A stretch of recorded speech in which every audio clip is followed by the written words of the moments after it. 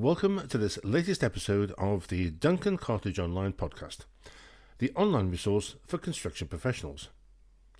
Duncan Cartledge Online offers more than 9 hours of video presentations that are available 24/7 for just £7 a month. Remember to subscribe through your usual podcast provider so you don't miss out on any updates, and be sure to visit our YouTube channel for additional content. It's great to have you with us again for another episode. As always, I'm joined by Barney, my red Labrador, who helps keep an eye on things and occasionally offers some invaluable advice. Both Barney and I would be delighted if you could take a moment to write a review. Your feedback means a lot to us. If this is your first time listening to a Duncan Cartledge Online podcast, welcome. Please remember to subscribe and catch up on previous episodes. To our existing subscribers, thank you very much for your continued support. Please help us by spreading the word about the podcasts. In this jam-packed episode, Barney and I will be looking at getting paid on time. Is it really too much to ask? Taking a look at project management, and my name is Bond, James Bond, site manager.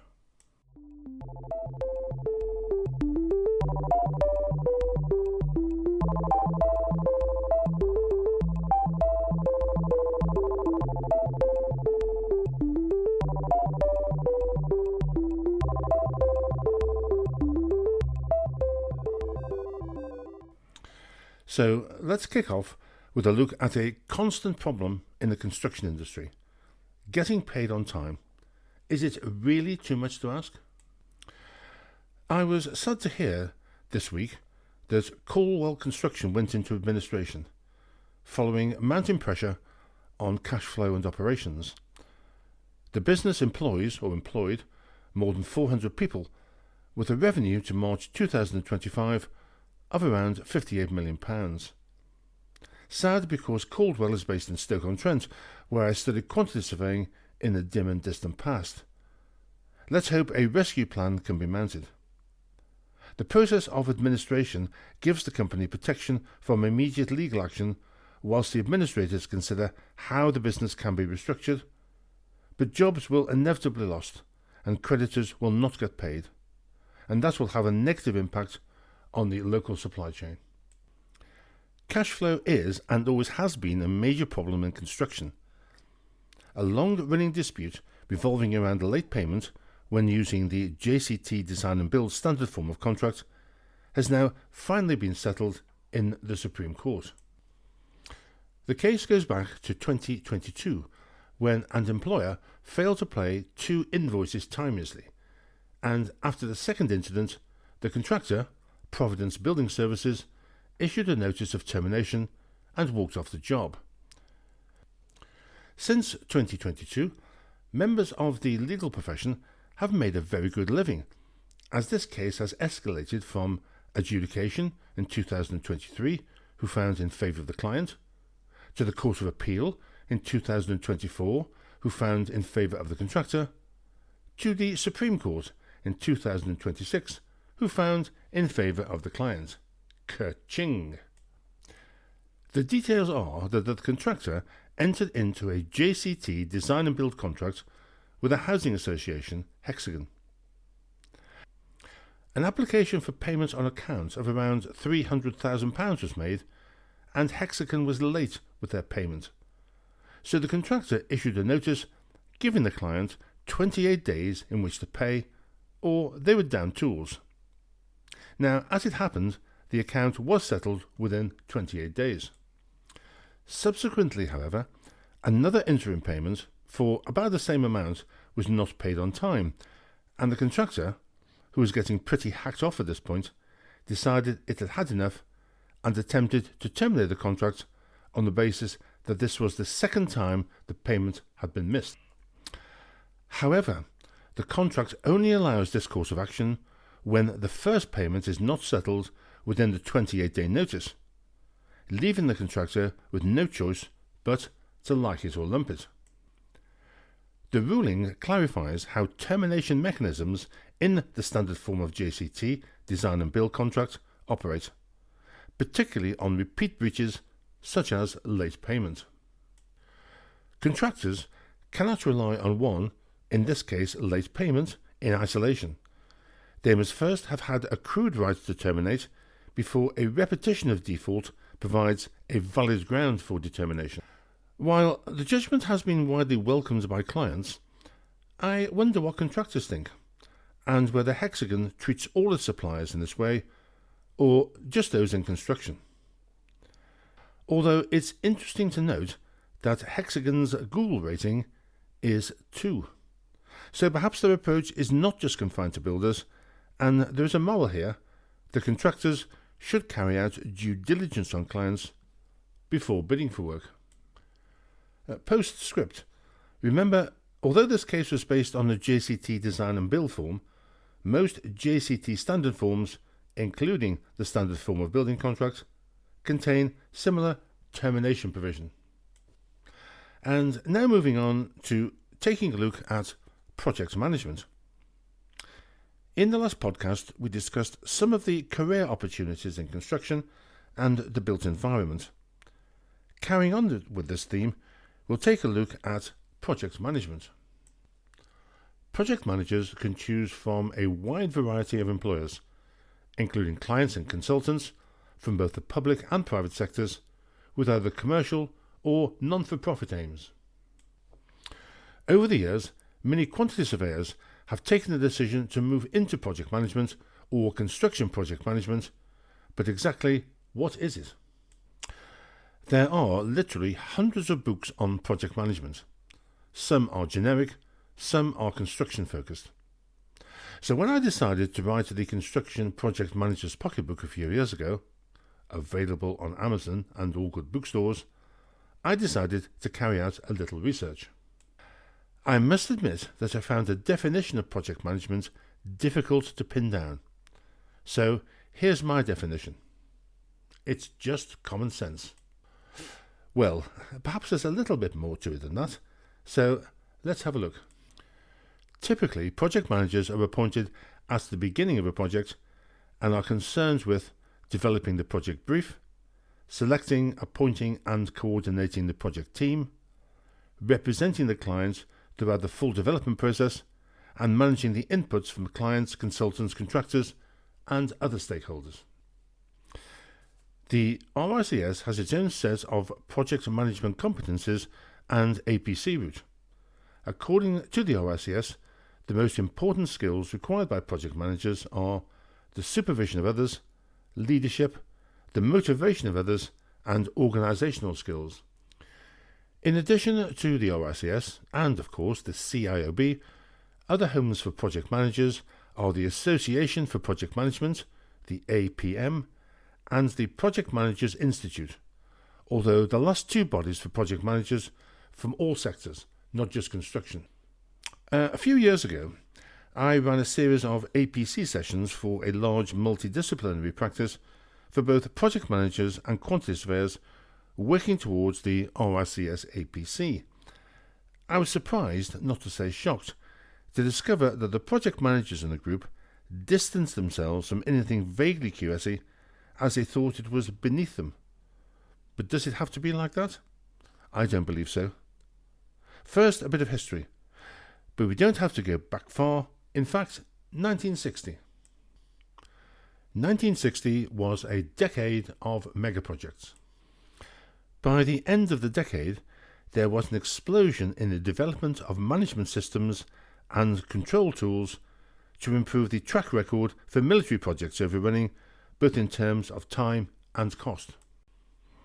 In the US, construction managers were beginning to be used routinely on construction projects, and PERT, or Program Evaluation and Review Technique, was developed by the US Navy, with an emphasis put on project events and milestones instead of project activities.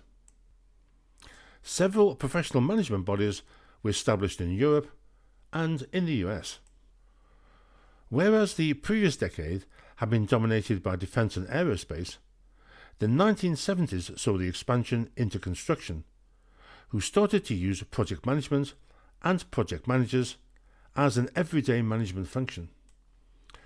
During this period, construction project management was mainly confined to contractors, with client-driven project management little used, with project managers only coming into the project after the design stage had been completed.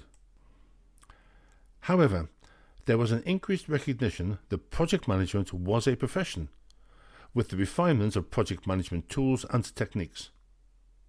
The widespread use of programs and IT packages during the last 30 years or so has revolutionized the way in which project managers work. Systems such as Prince2, Prime, Microsoft Projects and Uforma are now widely used, and the increasing adoption of BIM helps the project manager work more efficiently and more effectively.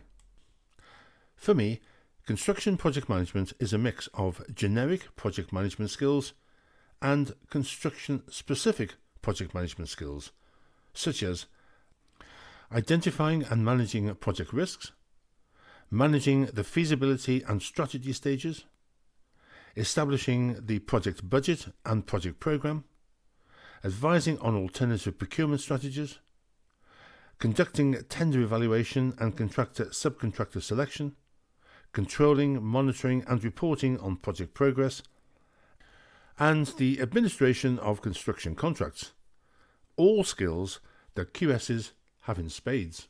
There are few undergraduate courses in project management, as a degree of technical know-how is considered a prerequisite, and training usually is by way of postgraduate program. The generic skills required by project managers are thought to be the ability to communicate with and motivate people, organisational skills, that's the management of time, information and costs, and technical skills that centre around industry-specific knowledge and expertise. Surveys have revealed that, regardless of the sector, human and organisational skills are equally highly rated project management attributes as technical know-how. Project managers can come from a variety of backgrounds and disciplines, but need to have the skill set and competences to manage all the aspects of a wide range of projects and personnel, from initial brief to handover and use. Interestingly, the role of the project manager is not referred to within JCT 24 standard form of contract, nor is there any place within the articles of the contract to name a project manager. Instead, the contract administrator is referred to as the person with the responsibility of administering but not necessarily managing the works, whereas NEC 4 uses the term project manager to describe the employer's representative who is tasked with the responsibility of administering the works. In addition to the supervision of the works, the NEC guidance notes proposes that the client or sponsor should appoint a project manager in the early stages of the design sequence to manage the procurement and pre-construction process, and not simply for the construction phases. And therefore it follows that NEC envisages the project manager's role extending from stages 0 to 7 in the RIBA plan of work.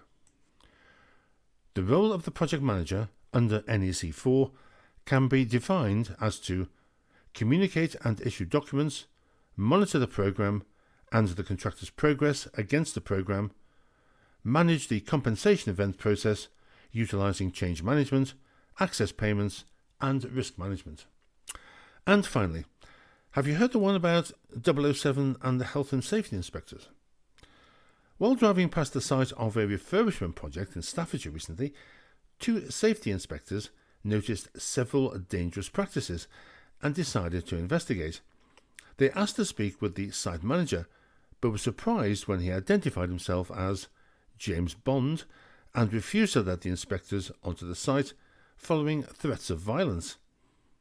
A week later, the inspectors returned to further question the site manager, accompanied by the police, who still insisted he was James Bond and had a license to kill. The case ended badly for 007, as the Birmingham Magistrates Court was not convinced, and he was ordered to pay a total of over £10,000 in fine and costs. And finally, I was going through some old material recently when I came across a book published by the RICS in 1993 entitled The Business of Building in France. It was published at a time when the UK had just entered the European single market, and the aim of the slim volume was to advise contractors and consultants in how they could break into the European market, and France in particular. The one thing that struck me about the book is just how naive we were to think that the French or the Spanish or the Germans would be the slightest bit interested in using quantity surveyors and British contractors and subcontractors. Little did we realise that Europe was in fact a closed shop, and we had, as they say in Scotland, no chance of stealing work from local consultants and contractors. Still, happy days. That's all for this episode, folks. I hope you found it interesting. Thank you for listening right through to the end. Barney and I think your stamina is worth a major prize, but unfortunately at this point we've not got one.